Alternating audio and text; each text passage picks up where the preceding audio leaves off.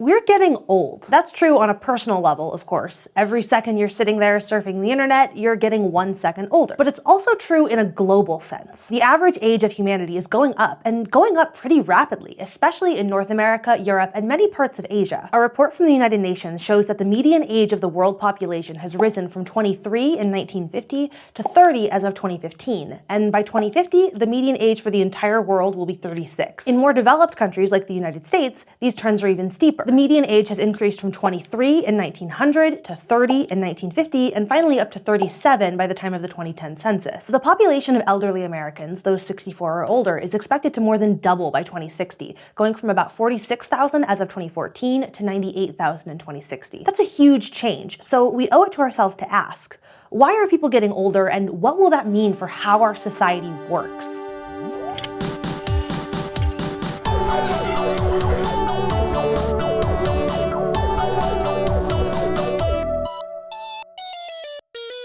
The aging of the world population comes from two facts. People are living longer and they're having fewer babies. Social scientists use a model of demographic transition to explain that the process of moving from a young, growing population to an older, stable population is tied to the economic and technological development of a society. In this model, a country starts with really high birth rates and really high death rates, resulting in a population with a lot of very young people, but not much overall population growth. Then, agricultural and technological advances improve the standards of living. Access to food, water, housing, and medical treatment all improve, which reduces the number of people who are dying at a young age. People are still having a lot of children, but they're living longer, so this leads to a larger and older population. But then, in the next phase of the model, as the probability improves that a child will live into adulthood, families begin having fewer children, so their country reaches the final stage of demographic transition: low birth rates and stable death rates. And if there are fewer babies, that means there are fewer young people to pull down the average age. The total fertility rate, which is a projected estimate of the number of children an average woman of childbearing age will have over her lifetime, has been declining for most countries for a while now.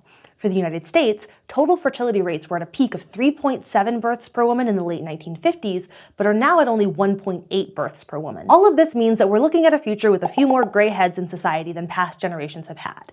So what does that mean for society? Before we can answer that question, let's look at some of the ways that sociologists understand aging. Aging is a biological, psychological, and cultural experience. The biological part you probably already know about. Aging increases risk factors for many diseases, particularly chronic diseases such as arthritis, heart disease, and diabetes. 78% of Americans aged 55 and older have at least one chronic condition. As infectious diseases like smallpox or tuberculosis become a thing of the past in high-income countries, chronic diseases have become the leading cause of death in those countries. That said, it's not like everyone over the age of 55 is teetering on the brink of the grave. As life expectancy increases, the age at which people first experience chronic illnesses is often also postponed. This compression of morbidity, a term coined by doctor and professor of medicine James Fries, means that most people in high-income countries live healthy lives for the majority of their lives, and then experience rapid health declines compressed into the end of life. Which, I guess, is good, but there's a lot of variation in illness and mortality rates across demographic groups. Wealthier elderly people are less likely to face health challenges than the poorer elderly. Women tend to live longer than men, but that also means that they're more likely to suffer from chronic disabilities like arthritis. Why we age and how we age are still major questions within biology, genetics, and medicine. Senescence is the process of becoming old, which includes all the physical or mental deterioration that comes along with age. There are two main schools of thought in modern biological theories as to why senescence happens: error versus programming. Error theories, also known as wear and tear theories, focus on ways in which damage to cells and tissue accumulate over time, and explore how aging is a result of damage to or deterioration of key cells in the body. Programming theories, also known as aging clock theories, focus on how the body switches on or off certain biological processes as you reach a certain age. For example, the immune system is at its peak during puberty and slowly declines as you age, meaning that it's harder for your body to fight off new diseases when you're older. Along with the biological changes that people experience as they age, there are also psychological changes.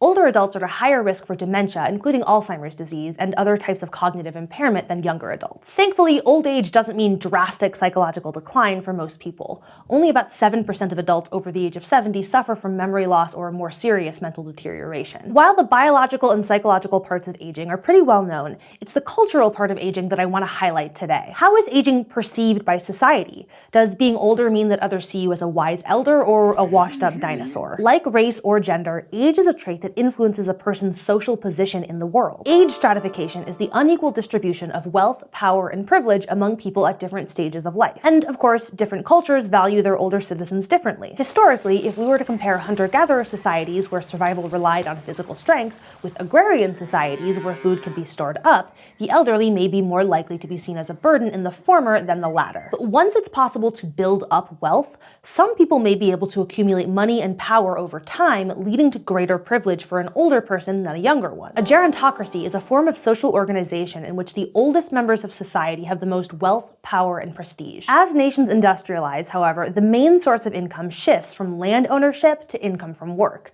and many older people move out of paid labor, whether it's by choice or because it becomes more difficult to find a job as you age. Only about 18% of Americans over the age of 65 report being employed either full or part-time. Nowadays, rapidly changing technology means that many older workers are finding it harder to compete with younger workers. Some of this is simply due to changes in what types of jobs are available, which may make the job experience of older workers less relevant in today's economy. But companies may also be less willing to hire older workers because of ageism or prejudice and discrimination based on age. Employers may unfairly generalize about the abilities of older workers, thinking that all older workers will be less productive or less up to date on the skills needed for the job. This is partially why we see so much stratification among older Americans. They're much more vulnerable to poverty, with 8.8% of Americans over the age of 65 living in poverty. Retirement from the labor force is, of course, voluntary for many people in high-income countries, and for some, it's a welcome break from the workforce. But for others, it's a difficult transition for both financial and cultural reasons. While many wealthier countries provide some kind of income support for the elderly, like Social Security in the US, retirement is generally only feasible for those who save enough during their working years to live comfortably after they've stopped working. In economic downturns like the Great Recession, the value of people's retirement savings will often plummet, forcing people to work further into old age than they intended to. But even for those who are able to retire, retirement can still be a difficult life transition. Especially in the US, many feel that their identity and self-worth is tied up with their profession. After all, what's the first question that you ask someone when you meet them at a party? So what do you do? When work plays such a central role in society, retiring can result in less social prestige as well as a loss of purpose. For some retired people, work in the labor market ends up being replaced with caregiving work. Caregiving here refers to informal, unpaid care provided to a dependent by family members, other relatives, or friends. About 42% of caregivers to the elderly are a spouse, more likely a wife taking care of a husband than the other way around, partially due to women's longer lifespans. Caregiving is a demanding job and can contribute to the social isolation that many older members of society feel. Limited time due to caregiving, lower mobility due to the aging process or chronic health problems, and the loss of aging friends and family members are all reasons that older Americans cite for feeling lonely or isolated as they age. Death is a bit of a grim note to end our discussion of aging on, but just as aging plays a specific cultural role, so does death. And as the saying goes, nothing is certain in life except death and taxes. Observing how death plays out in a society helps us understand the values and beliefs of a society.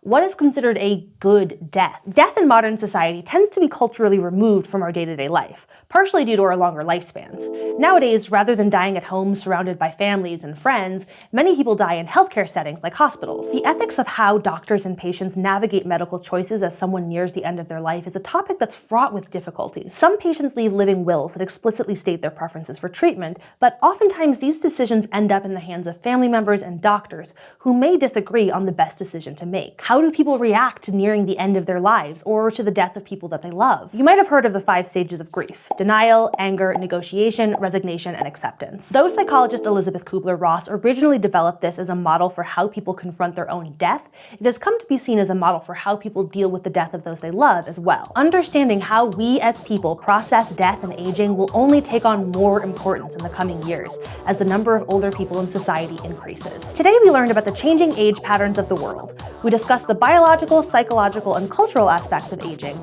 And finally, we ended with a discussion of some of the difficulties faced by older individuals, including economic instability, retirement, caregiving, social isolation, and navigating medical decisions as they near the end of life. Crash Course Sociology is filmed in the Dr. Cheryl C. Kinney studio in Missoula, Montana, and it's made with the help of all of these nice people. Our animation team is Thought Cafe, and Crash Course is made with Adobe Creative Cloud. If you'd like to keep Crash Course free for everyone forever, you can support the series at Patreon, a crowdfunding platform that allows you to support the content you love. Thank you to all of our patrons for making Crash Course possible with their continued support.